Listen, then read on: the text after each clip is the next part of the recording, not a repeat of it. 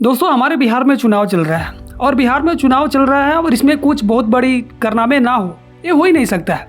हालांकि हमेशा कोई ना कोई राज्य में किसी ना किसी जगह पे भारत के अंदर चुनाव होता रहता है, लेकिन बिहार का जब इलेक्शन होता है वो कहीं ना कहीं स्पेशल इलेक्शन होता है और इसी में बहुत सारी चीज़ ट्राई भी किया जाता है। दोस्तों आज के हम इस वीडियो में बात करेंगे कि तेजस्वी यादव के पिता यानी कि लालू यादव पे किस तरह से कमेंट किया गया और किस तरह से गालीबाज शब्द का यूज किया गया विधानसभा के अंदर। ऐसे बाहर या कहीं और जगह नहीं, विधानसभा के अंदर इस तरह से मर्यादा को उल्लंघित किया गया, इस चीज़ के बारे में बात करेंगे। दोस्तों ये जो बात कही गई है सम्राट चौधरी के द्वारा, जो बिहार के डिप्टी चीफ मिनिस्टर है, इनकी भी पोल पट्टी हम इस वीडियो में खोलेंगे। इनकी पोल पट्टी, इनके पिता की पोल पट्टी इस वीडियो में खोला जाएगा। दूसरी बात यह है कि जदयू यानी कि जनता दल यूनाइटेड जो नीतीश कुमार की पार्टी है और फिलहाल बीजेपी के साथ अलायंस में है यानी कि गठबंधन में है, उनके एक सांसद के द्वारा एक ऐसी बात कह दी गई कि बीजेपी से लेकर इलेक्शन कमीशन से लेकर और खुद जदयू के द्वारा मिर्ची लग गई और इस मिर्ची के साथ साथ उस गिरधारी यादव यानी कि जो सांसद है जदयू से, उन पे एक शोकॉज नोटिस भी जारी कर दिया गया कि बेटा देखो इसमें रह के और इसी से खफा करना तुमको बख्शा नहीं जाएगा।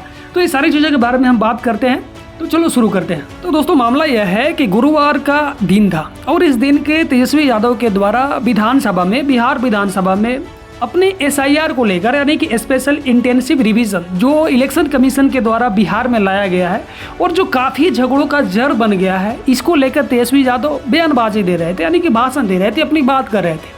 और इसी दौरान बिहार के डिप्टी चीफ मिनिस्टर सम्राट चौधरी उठते हैं और बोलते हैं कि भाई रे तू तो अपराधी का बेटा है, ये क्या बोलेगा। एक गलत चीज़ है, कहीं ना कहीं ये मर्यादा को उल्लंघित करने वाली बातें हैं। अगर कहीं दूसरे जगह बोलते तो चल जाता, या फिर देखो ऐसी बातें तो कहीं नहीं चलेगा, लेकिन अगर विधानसभा के अंदर कुछ मर्यादा होती है और तुम मर्यादा को उल्लंघित किए, इस बात को मानना पड़ेगा। लेकिन तुम कौन सा दूध के धुले हो और जिसके पिता पे तुम इस तरह से आरोप लगा रहे हो, तुम्हारे पिता कौन सा दूध के धुले हैं। हालांकि देखो वीडियो में किसी के पिता के बारे में डिस्कस नहीं करना चाहिए, मेरे को मालूम है, लेकिन फिर भी जब ये बात राजनीति की हो रही है और खुद तुम अपनी ओर से इनविटेशन दिए कि भाई तुम बोल सकते हो पिता पे, तो फिर बोलना तो बनता है ना। तो वैसे पहले डिप्टी चीफ मिनिस्टर सम्राट चौधरी की इस बात को सुनते हैं, फिर इसके बारे में बात करेंगे। जिसका बाप जो है अपराधी हो गया, वो क्या बोलेगा? ज्यादा जोर से बोलोगे तो गीला हो जाएगा। बैठ जाइए, बैठिए। गीला हो जाएगा। बैठो जी महाराज, आप कौन होते हैं? देखते पत्रकार। जिसका बाप जो है अपराधी हो गया, वो क्या बोलेगा? ठीक है, ये बात तो है, उन पे काफ़ी मतलब आरोप भी लगाया गया है, आरोप सिद्ध भी हुआ है और कहीं महीनों जेल काट के भी आए हैं लालू यादव। ठीक है, इसमें कोई दो राय नहीं है। लेकिन जो सम्राट चौधरी ये बातें बोल रही है क्या ये कितने दूध के दूल्हे हैं? ये वही सम्राट चौधरी है जो अपने आप को ऊपर उठाने के लिए नेताओं को गाली देते आ रहे हैं और इनकी जो कैरियर बनी ही है नेताओं की गाली देकर। और ये बातें मैं नहीं कर रहा हूँ, ये सम्राट चौधरी के द्वारा खुद ये बात कबूली गई है कि मैं तो एक नेता को इतना गाली दिया कि रातों रात पूरे बिहार में हमारे नाम छाए गए, मतलब छा गए। समझे ना? नहीं समझे तो फिर वीडियो को देखते हैं ना। वीडियो किस लिए, मैं देखो सब पूरी सबूत लेकर आया हूँ और आपको दिखाऊंगा और मैं भी इसको समझूंगा कि आखिरकार चल क्या रहा है। अरे सिर्फ मेरे तरफ देख लीजिए, मैंने क्या किया? बताइए। विरोधी दल का नेता हुआ तो एक नेता को इतना गाली दिया कि पूरे प्रदेश में सिर्फ सम्राट चौधरी दिखने लगे। अखंड भारत की जय। गलत बोल रहा हूँ क्या? हाँ बताओ भाई, अगर किसी नेता का इंटेंशन ही ऐसा हो कि हम गाली देकर अपने आप को ऊपर उठाएंगे, तो फिर उसके लिए तो कोई बड़ी बात नहीं है कि वो नेता विधानसभा के अंदर इस तरह से बातें बोल दिया। समझे ना? हालांकि तेजस्वी यादव भी बोले कि भाई देखो इतना जोर जोर से मत बोलो, ज़्यादा जोर से बोलोगे तो गीली हो जाएगी, मतलब पतलून। तो ठीक है। और इस जिस पिता के बारे में बात कर रहे हैं, लालू यादव के बारे में बात कर रहे हैं, थोड़ा इनके पिता के बारे में भी जानना जरूरी है कि आखिरकार वो क्या सोच रखते हैं। क्योंकि भाई देखो वो भी तो एक नेता है और बड़े नेता है, ऐसा छोटे मोटे नेता नहीं। हाँ ये बात अलग है कि इन लोगों की कोई अपना विचारधारा है नहीं। जिधर से माल मटेरियल मिला, माल मटेरियल मतलब कि क्या, पद मिला, वोट लड़ने के लिए तुमको सीट मिला, तो फिर उधर हम निकल लिए। क्योंकि ये जो आदमी है ना, चाहे हम सम्राट चौधरी जो अभी deputy chief minister of Bihar की बात कर ले या इनके पिता शकुनी चौधरी की बात कर ले, ये भाई ये ऐसा आदमी है कि इन लोगों की कोई विचारधारा नहीं है। एक कभी जब सीट मिला लालू यादव की पार्टी से यानी कि आरजेडी से तो उधर निकल गए, कभी जो सीट मिला इनको जदयू से तो उधर निकल गए, जदयू मतलब नीतीश कुमार की पार्टी। और अभी जो इनको ऑफर किया गया बीजेपी से, तो बीजेपी से क्या है, डिप्टी चीफ मिनिस्टर है, समझ रहे हैं ना। लेकिन जब इनके पिता की बात करेंगे तो इसमें आप देख सकते हो कि किस तरह से बीजेपी को घेर रहे हैं। और बात केवल घेरने की नहीं है, बीजेपी को लपेट भी रहे हैं, और खासकर मोदी जी को। देखो वीडियो पहले। मैं बिहार की जनता से कहना चाहता हूँ, तमाम वर्गों से कहना चाहता हूँ, आपकी ताकत खाली नरेंद्र मोदी के अगेंस्ट हो जाए, नरेंद्र मोदी को भागलपुर की धरती में ही गाड़ देंगे, कहीं बाहर नहीं निकलने देंगे, ये विश्वास दिलाते। क्या ये अपराधी बयानबाजी नहीं है? जो किसी को गाड़ देना, किसी को इस तरह से धमकी दे देना, ये कोई अपराधी तो बयानबाजी है या नहीं? आप ही बताओ। अगर इसी पे पुलिस कार्रवाई हो गई होती, इसी पे इनको जेल हो गई होती, तो फिर ये अपराधी साबित हो जाते। और ये जो जिस मंच से बात बोल रहे हैं ना, वो मंच जदयू की मंच है, यानी कि नीतीश कुमार की पार्टी की मंच है। क्योंकि उस समय शौकनी चौधरी, सम्राट चौधरी के पिता जो है वो जदयू में थे, समझे ना। तो इन लोगों का तो ऐसा ही है। तो यही सारी चीजें हैं दोस्तों कि जिसके अंदर लाखों इस तरह से कारनामे हैं, वो दूसरों के कारनामे गिना रहा है, और वो भी वहां पे जहां पे एक मर्यादित बयान देना चाहिए, यानी कि विधानसभा। तो दोस्तों यही सारी चीजें हैं। इस सारी चीजों को लेकर अलग अलग लोगों का अलग अलग कमेंट, अलग अलग बयान वायरल हो रहा है। लेकिन यहाँ पे एक बयान वायरल सुनने वाली है जो तेज प्रताप यादव की है। चलो मैं इसको आपको सुनाता हूँ कि किस तरह से बयानबाजी दे रहे हैं तेज तेज तेज तेज तेज तेज रे तेज प्रताप यादव। अभी हम तो नहीं थे, अंदर हम नहीं थे, तो फिर उनको बुखार हम छोड़ा देंगे। चौधरी का अस्तित्व गिर चुका है और वो गुंडा पार्टी के साथ है। भारतीय जनता पार्टी जो है आरएसएस, नाथूराम गोडसे जो महात्मा गांधी का हत्या किया है, उसी पार्टी से बिलोंग करते हैं। और ये लोग गुंडे लोग हैं, इन लोग छवि देख रहा है कि किस तरीके से गुंडागर्दी दिखा रहे हैं। कोई भी किसी को बाप को गाली दे देना, किसी के पिता को गाली दे देना, अगर हम उनके पिता को गाली देंगे तो कैसा लगेगा? असंवेदनीय बात है।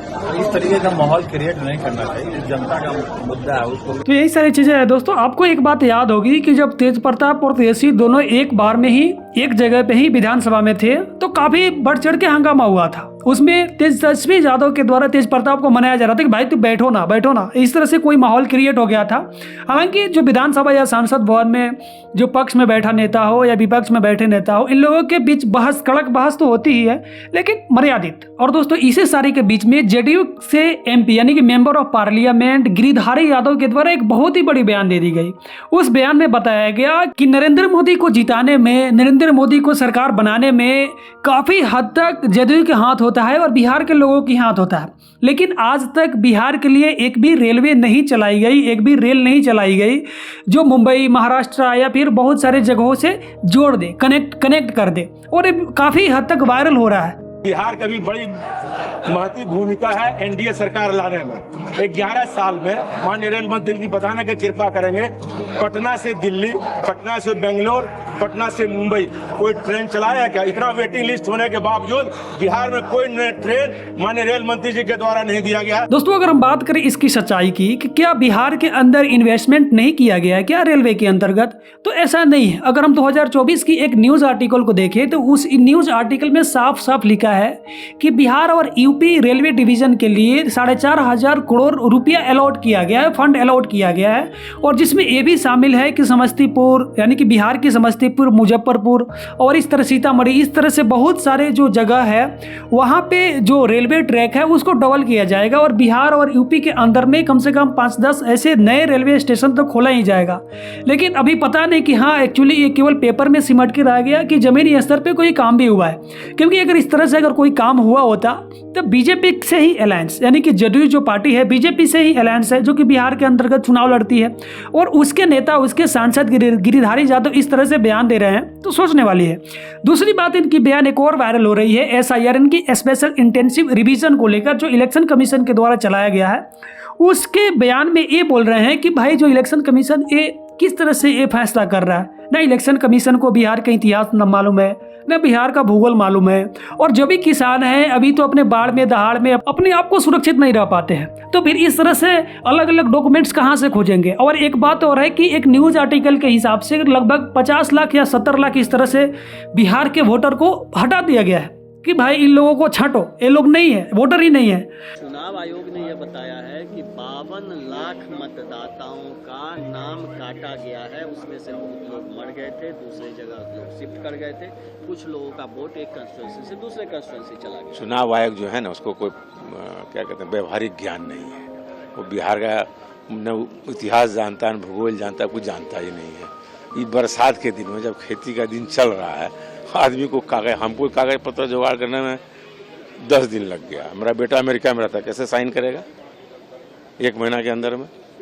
तो कोई व्यवहारिक है कि जबरदस्ती हम लोग पर थोप दिया। अरे कराना था तो 6 महीने का समय देता, पहले से करा लेता। ये तो एकदम कैसे होता है ना, कोई तुगलकी फरमान है चुनाव आयोग। लेकिन आपकी पार्टी से क्या मतलब? हम अपना व्यक्तिगत विचार दे रहे हैं। हमारा बेटा अमेरिका में कैसे साइन करेगा आप ही बता दीजिए। अपना भी हम एक्सपीरियंस बता रहे हैं। पार्टी से सब हम पार्टी के साथ हम तब हैं जब वोट डालने जाएंगे। बाकी मेरा तो कुछ स्वतंत्र विचार भी है ना, ये मेरा स्वतंत्र विचार है। खिलाफ आपका बयान है ना, मुझे भी मान सकते हैं आप। पार्टी को खिलाफ का क्या बयान है? सच्चाई यही है। अब सच्चाई भी नहीं बोल पाए तो MP बने काहे के लिए हम? शुक्रिया।